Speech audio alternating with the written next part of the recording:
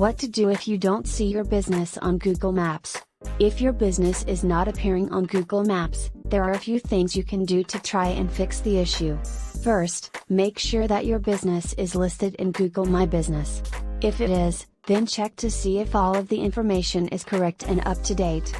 If there are any errors, update the listing and then wait a few days for the changes to go into effect.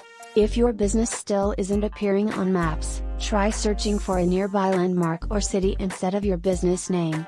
If you see your listing come up this way, then you know that the issue is with how your business is being displayed on maps and not with your listing itself. There are a few different ways to fix this, but the most effective is to create a Google Places page for your business. This will help ensure that your business appears correctly on maps and makes it easier for potential customers to find you.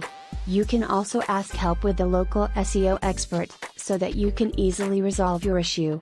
If you liked it, please give it a thumbs up and subscribe to our channel.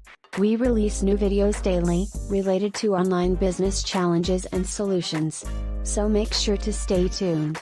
And if you have any questions, feel free to leave them in the comments below.